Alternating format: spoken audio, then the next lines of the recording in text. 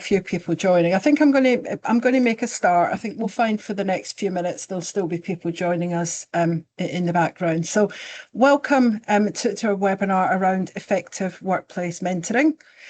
My name's Jill Shimon. I'm the Managing Director at Lighthouse, and my team have asked me to spend the next 30, 40 minutes talking to you a little about workplace mentoring. So just a couple of housekeeping issues before we start. You'll see as you come into the meeting that the meeting is being recorded. It will be shared after the event. It will be shared on our YouTube channel. So a few people saying now that they can't hear. Oh, is anyone, Sarah, are you in the background? Can you hear me? Yeah, I can hear you, okay. Yep, okay. So I think it's maybe just one or two of you. First thing I was going to say is if any of you are having technical issues, just put a note in the chat, and my colleague Sarah, who just joined briefly there, will be in touch and see if she can get that sorted for you. As I was saying, we're going to record the call. It'll be shared later on our YouTube channel, and my colleague Alan will also send a link out to you all once it's available. So just by coming onto the call today, you're accepting that you're happy for it to be recorded. So workplace mentoring. One of the things I think most recently I'm asked more and more about this from customers, from learners, from people on our programs, and it seems to be something that's finally coming to the forefront of how beneficial it can be in the workplace. So what I'm going to do today is I'm going to take you through a few points. I'll be chatting for probably 30, 40 minutes. There will be the opportunity to ask questions in the chat box. So any questions you've got, just jot it in the chat box. If I've not covered it throughout the call, we'll come to that at the end, and we'll deal with as many questions as we can within the hour that we have put aside. So we're going to start off by just talking a little bit about what is mentoring. And I think it's one of these things that can have lots of different connotations, mean different things to different people. So we'll start off by just putting a bit of a definition together around that. We'll then think about how mentoring sits and how it can actually complement different interactions in the workplace, different development activities. And it sits really nicely, I think, as a step from lots of things, training at one end to perhaps coaching and personal development at the other end. So we'll talk a little bit about where it sits on that continuum. We'll then take a bit of a skip through just the benefits of mentoring. And I suspect some of the people we've got on the call today, some of you are here for yourself because you want to learn about mentoring. Some of you might be here from the organisational perspective because you want to drive mentoring in your organisation. And some of you might just be thinking, what's mentoring all about? So I'm going to try and cover as much as I can from those different perspectives throughout the call. As we go through, I'll share a couple of stories around, my own personal experiences, both of being a mentor and actually of being mentored. And I think some of the more powerful ones, the ones I remember, is actually where people have mentored me. So hopefully some of those will ring true with your own experiences. And then I'm going to finish by just giving some thoughts really around embedding a culture of mentoring, how you get started, how you make it work within your organisation. And finish, as I said, with questions and answers. So as I say, if you're thinking it, put it in the chat box, and if I've not covered it, we'll come back to it at the end and get through as many as we can. So the first thing to consider then is, what is mentoring? And as I said earlier, I think sometimes this has lots of different sort of context for lots of different people. So I thought we'd start with just a sort of dictionary definition of mentoring, which is broadly how we're going to look at it. So mentoring someone means to give them help and advice over a period of time, especially help and advice related to their job. So often when you go to work, perhaps in a new job or a new role, you'll be assigned a mentor who's there to help you learn the ropes. Sometimes a mentor will be more formal around developing a particular skill set. But broadly speaking, the skill of mentoring is about sharing your experience, your knowledge with other people with the benefits of them learning. And I think traditionally, it's more experienced staff supporting less experienced staff. But I think, certainly in the modern age, there's more and more I see of reverse mentoring, which I'll touch on a little bit later, where actually the younger people are mentoring us older people, things like technology, things like using AI, social media. So mentoring is not just about more senior to more junior. It can actually work really well both ways. And I often like to think of a mentor, and I use this analogy a lot in our training, a mentor being a little bit like a grandparent as opposed to a parent. So, in your workplace, you have line managers, people who are responsible for you, for your performance. And a bit like a parent, they've always got a degree of responsibility for the development of the children. Whereas grandparents can almost do the fun stuff and hand them back at the end of the day. And I think that's how I like to think of mentoring, someone who will share their knowledge, their experience, their views, their opinions in a completely altruistic way. They're all about you, they're all about helping and supporting you. What a mentor is not is a teacher, is a trainer. And again, I'll come onto that in a second when I start to look at some of the continuums. So workplace mentoring. So, first and foremost, it's probably one of the most powerful development tools where you learn from other people. And certainly, my experience of having mentors have been sometimes formal, but actually in most cases, just people who I've admired, who've inspired me, who've got something that I want to be good at. So it really is something that anyone can take advantage of. You don't need to wait for it to be, given to you, if you like. It's something anyone can take advantage of. And I think mentoring can be for a specific purpose. So as we talked about, sometimes it's a new starter, learning a new role. It can be about, someone looking to achieve a promotion or perhaps develop a specific skill set that, this person, you're really good at that. Can I learn from you? Or in lots of cases, it's actually a longer term relationship, which you can call on when required. So it starts off perhaps formal, sometimes in a line manager colleague type situation, but it develops because, if it's working for you, and I've got mentors that I will go back to that I might not see for 2 or 3 years, but something will come up and there's someone that I would perhaps go to for specific advice or guidance. It's a tool that's all about personal development. It's not a management tool. And this is, I think, one of the myths. Mentoring shouldn't be managed. It's about each individual and how they want to develop. So often people will say, well, my manager is a mentor. And yes, managers can mentor you, but you've got to remember that the manager ultimately is responsible for you and your performance. And it's hard to be a true mentor if you're also holding accountability for how that person develops, how they perform in the workplace. So typically the best mentors will not be line managers. They'll not be people in authority. It's something that's there for you to develop. It's altruistic. I always say, tongue in cheek, mentors are rarely paid. Their real benefit, their real reward, if you like, comes from seeing someone else develop, thinking, actually, I helped them get there. I helped them develop that skill.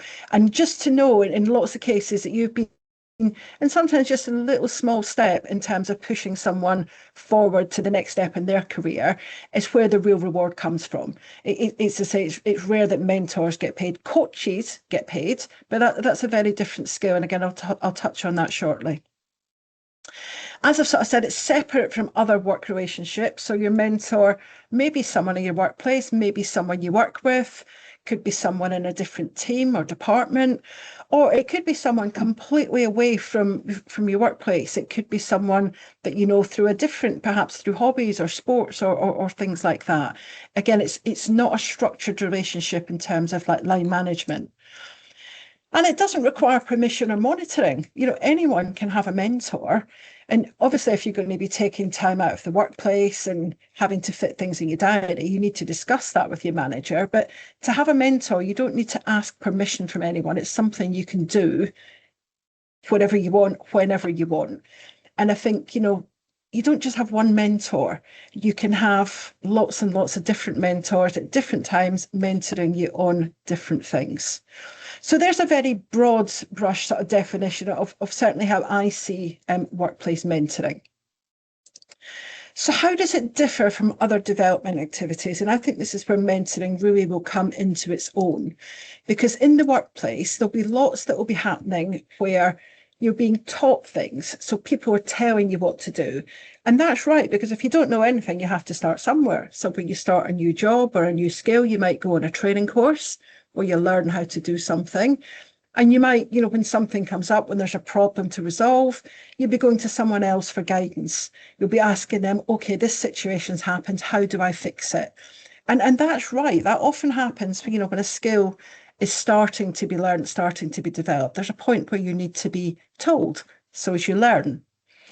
And then at the other end of this continuum is coaching. And we're not going to touch on coaching massively today, although, it may be something we pick up in a future webinar. But coaching is almost at the other end of this continuum. This is where people have the knowledge, have the skills, and they're looking for someone to help them apply those. So that could be, again, good coaches ask great questions. So it's someone you would go to that will help you perhaps think something through, help you find a solution. But the idea of a coach is you're not solving the problems, you're helping them to solve the problems. And I know in my experience of being coaching, sometimes a coach will just ask you one or two key questions and a whole world opens up and you think, that's what I needed. It was there all along, I just needed help unlocking it. So where mentoring sits is completely in the middle of that. So this is where, if someone has a basic skill and they want to develop it further, they might go to someone who's already good at that, who already has that skill. It's offering guidance, and it's along the lines of, well, you might consider this, or in this situation, I did that, or I tried that, and this was the outcome. It's not something that you tell them, but it might be things that you share with them. And it's very good as bridging, as I say, a gap from having basic introductory knowledge to becoming an expert. And it's about that journey from being told what to do up to the, actually, I know what to do, I sometimes need help. It's often described as just bridging that gap in the middle. So what are the benefits of mentoring in the workplace? And, for me, they're tenfold. But, some of the things that might help you to do are here to just sort of skip through. So it can be a really good support if you're training, you're learning a new skill. You might then get a mentor to help you in the first few stages, perhaps, of applying that skill. It's great for increasing motivation. It's great for helping people move forward, because if you want to learn something, a mentor is a really good way of just, actually, I can go and learn that skill, even if I'm not yet ready to do it full time or to apply it. It gets people motivated. It's giving them what they look for. It's helping them drive towards what success looks like for them. We talked about coaching. It can absolutely be a support for coaching. You can have a coach and a mentor at the same time. But more than anything, a mentoring relationship is about helping you reach your goals, whatever they may well be. And again, it's going to be different for everyone. And this is where mentoring truly for me is altruistic. So if you're sitting there thinking, well, actually, I want to be a mentor, what's in for me? Or you're thinking, how can I influence people to become a mentor? I think for me, the first thing is you've got to want to do it. You don't want a mentor who's been told they must mentor. That's not the spirit of what mentoring's around. What you're going to get as a mentor is an opportunity to share what you know and give something back. As I go back to that altruistic approach, I've got a skill, and I'm going to feel really good if I'm able to share this with someone else. There's also a part of being, inspiring and developing the next generation. And I think particularly where people have worked hard to develop a skill. We see this a lot in healthcare, professional services, where people have worked really hard and they really want to make sure that when they finish their career, someone else can take that forward. And that feeling of, I helped them get there. I think that's really powerful as a mentor. Helping to grow your business and retain key talent. And, for those of you who are in perhaps L&D, HR type roles, it's one of the things I think the businesses I work with who support mentoring, who promote mentoring, are traditionally the more successful businesses. People want to go work there. They want to stay there. It's something that will really help the reputation of your business. And the final bit, and the thing you don't always think of when you go into a mentoring relationship, is about developing your own skills. You might learn something too. And I've been working mentoring someone recently, around developing sort of leadership skills. This is someone who's very technical, they know what they're doing. And actually the role I've been doing, which started is a sort of coaching relationship, has moved into a can we have a coffee and a chat type relationship. And I'm able to share with them a lot around the interpersonal stuff. But actually I've learned an awful lot from them. And one of the things for me they've taught me a lot about is how they use AI, how they build it in. It's completely opened my eyes to how I perhaps might be able to use that in my business. So if you take that step and you become a mentor, don't be surprised if you come away thinking, I think I learned more than them in that session. That's good. That's that two-way reciprocal mentoring that we talk about. So if you're going to be a good mentor, lovely Yoda there, you're thinking, well, what do I need to be a great mentor? So from a knowledge perspective, typically mentors are subject experts in the area they're mentoring in.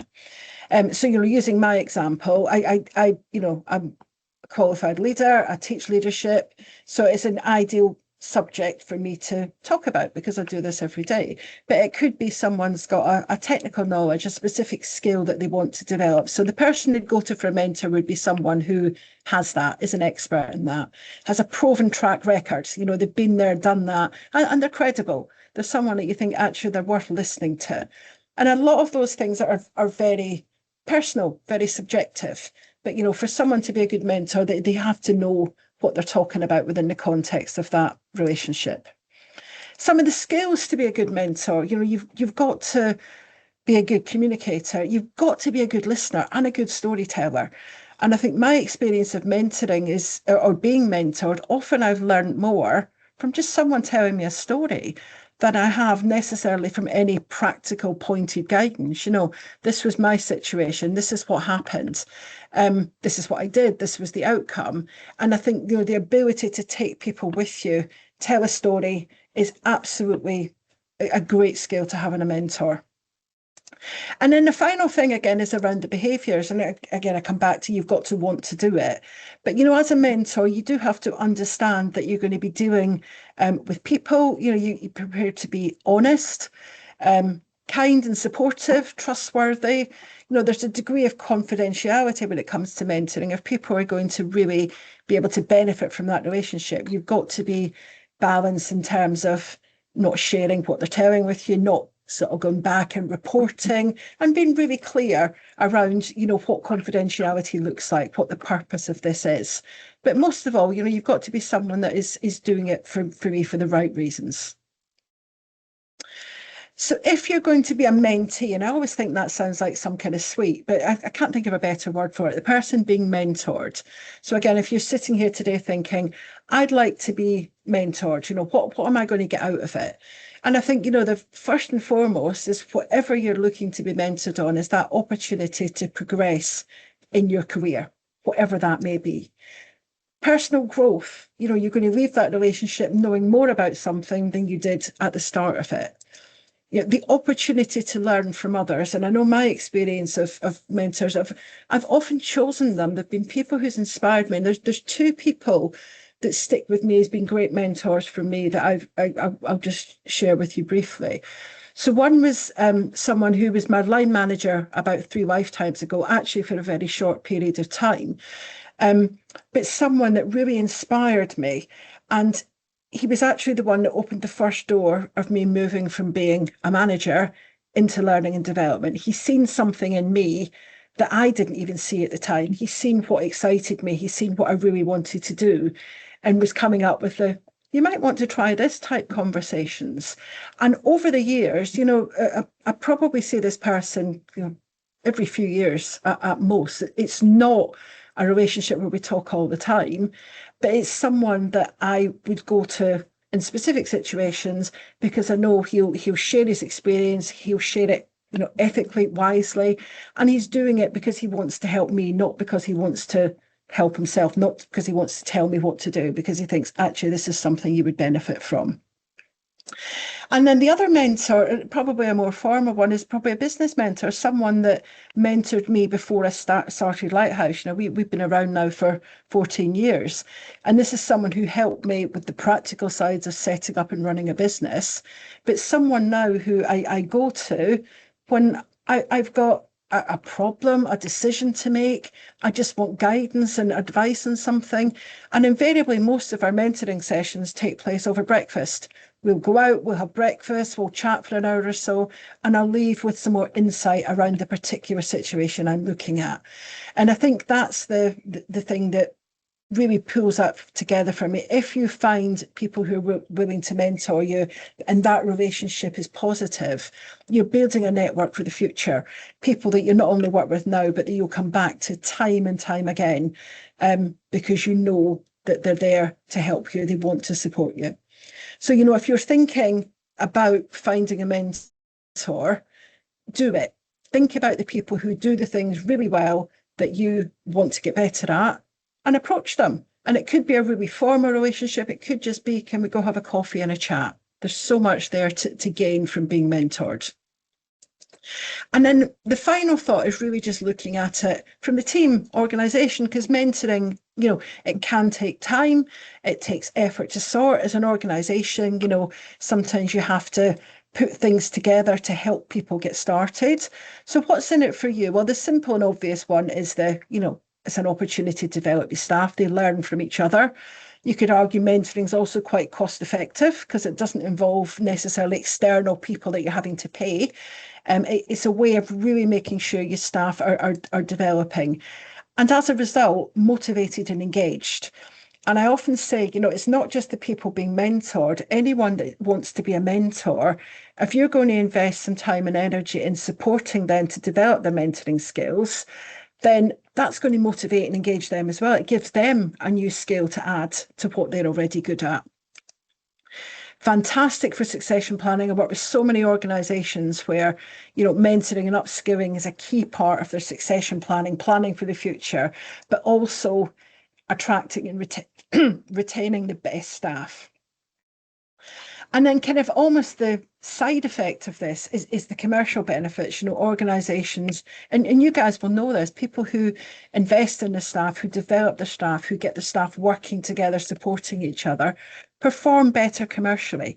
And when you're looking to win new business, go into new organisations, they'll look at your staff, they'll look at how your staff work together, your retention rates and things like that. So there's a massive benefit for your organisation as well, actually at quite a low cost, other than time. And I think that's probably the biggest cost, which I will come on to in a second. So how does it work? So I think that the first thing about mentoring is just getting started. The planning and the preparation. And probably the most important bit is matching up people who want to be mentored with those who want to mentor. And some organisations I work with do this in quite a structured, formal way. They've got mentoring networks. People can put on, little biographies around their skill set, what they'd like to mentor on. Others, it's much more informal, where people will just talk and chat to each other. But I think when you're starting to match up who's going to mentor you or who you're going to mentor, the first step around establishing why we're doing it, what do I want to get out of this? How big is this mentoring relationship? And also setting some ground rules around how you're going to work together. So I touched earlier on confidentiality. You want to make sure that, if you're going to be able to open up and be vulnerable about perhaps your own development needs or your own hopes and fears, you want to know that that person's going to treat that confidentially, not go share it with other people. But you also need to, as a mentor, be clear on, what might not be confidential. So, if someone is disclosing something you think might put something at risk, then you say, actually, that's not something I would be able to keep to myself. I would have to ask for guidance. Again, I'm not going to go into that in massive detail today, but it's something we cover a lot within training for mentors, particularly when you're looking at the more formal mentoring. The getting to know each other, that first date, if you like, it's really important about the chemistry of who you choose as your mentor. It's got to work for you. Sometimes you'll have people who have the skills and the knowledge that you want to develop, but it just doesn't gel for you. So I think it's really quite useful to have a first meeting, a first date, if you like, to see, does this feel right for the mentor and the mentee? So it's kind of, okay, does this feel right? Is this going to work for us? And if it's there, then start to think about, okay, we know what we're going to do, but how are we going to work together? How are we going to meet? You know, is this going to be in a more formal setting? Is it going to be ad hoc? Is it going to be casual? And how are we going to maintain momentum?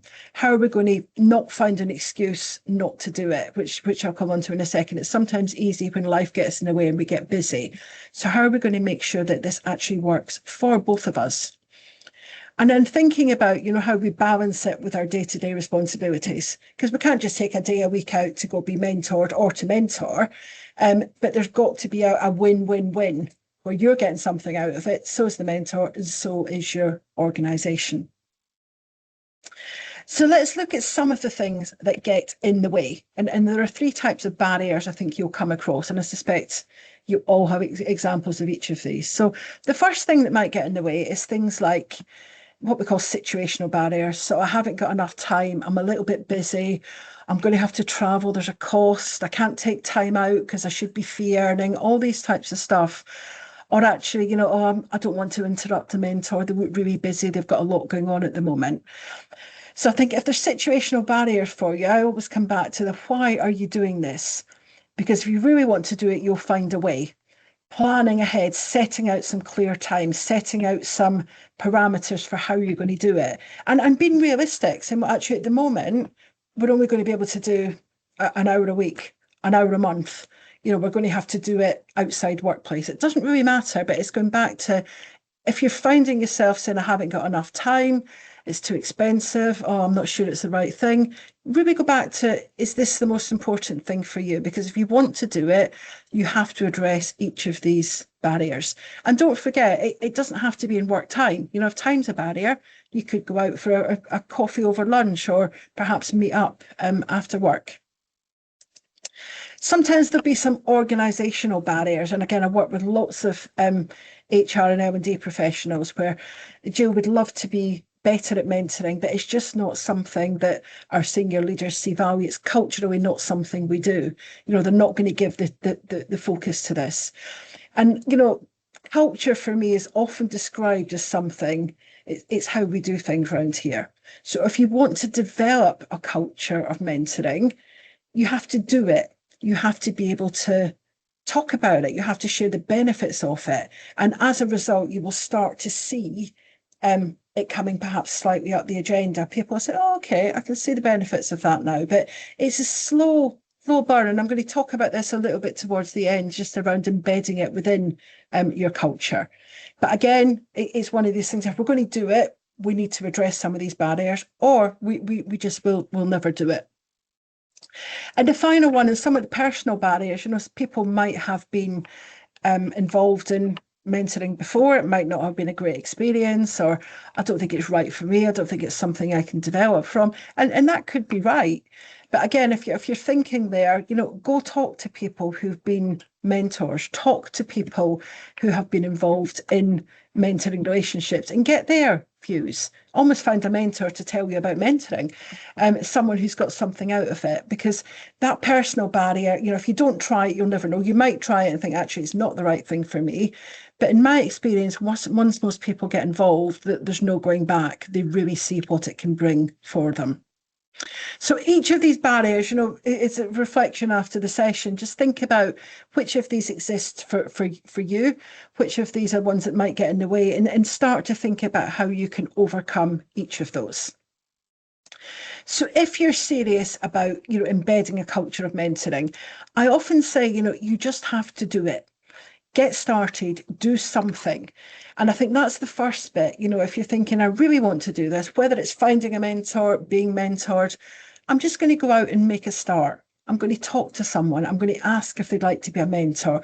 I'm going to put it out there to the company to say, would anyone be involved in mentoring? And I think it's a great psychological thing as well. Just start, do something. And then, okay, I've made a start. We're moving forward with mentoring.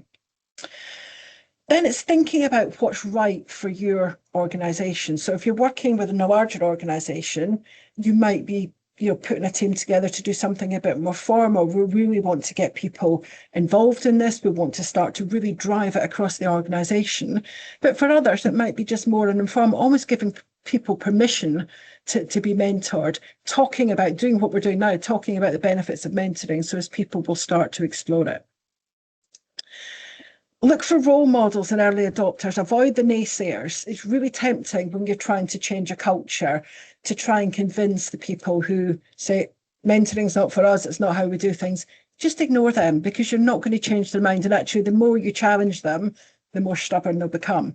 So look at the people who do see the benefits of mentoring, who've done it before, who are willing to give it a go, your early adopters, and get them involved. And sometimes you only need, that small 2 or 3 people to get started, and then the ripple effect takes place. Suddenly someone else gets interested, someone else wants to do mentoring. And again, to support that, share the benefits. Talk about every single chance you get. Talk about people who are mentoring, people who are being mentored, people who are seeing benefits from it. Get people to talk about their stories, to share their experiences, however small, because the more you do that, this is what will pull your naysayers, as I call them, along, because they'll suddenly go, oh, hold on, they're doing this and I can see the benefits for them. Tell me more. And gradually people will start to come round to your way of thinking. And then the final thing is just help people understand what it's all about. If you've got people who want to be mentors, help them understand how to mentor. And, as I said earlier, I've done everything from a really short session like this, getting people started, right down to, people doing a 12-month apprenticeship on workplace mentoring. You've got to pick what's right for you. But I think if people want to be mentors, give them the core skills to get started. And then those that want to be mentored, you have to talk about it, make it culturally acceptable to have someone helping you. So just, a few thoughts from my perspective on doing that. For any of you out there who are thinking, God, this is something I'd love to do, and you want to have a chat about it, just get in touch with the team after the call. I'm very happy to choose some time with any of you, just talking around the benefits of getting mentoring started within your organisation. So I'm going to leave you really with just some thoughts around what you can do to move this forward. So some things to really just consider after our webinar today. So go away and just think, if there's one thing I could do right now that would embed this within my team, within my business, within, my organisation, what would it be? And then just commit to going away and doing one thing, talking about mentoring, sharing a story, asking people if they want to get involved. Doesn't matter what it is, but just think about that one thing that you could do. Start to think about, going back to what I talked about, the early adopters and the role models. Think about what you can do to encourage other people to get involved, because I'll guarantee you, if you're thinking it, you're not the only one. So talking about it in team meetings, talking about it in, any sort of session where you can sort of say, actually, these are the benefits. This is what I've seen from it. Here are some stories. Encourage people to get involved. Think about what you can do. And then ask yourself, what support you need. What people in the business do I need to get involved? If we're going to make this something that is culturally happening within our organisation, what support do I need? Who do I need to get on side? Do I need permission from people? Is it just a case of getting people together and getting started? And then the final one is just thinking about any skills gaps you've got.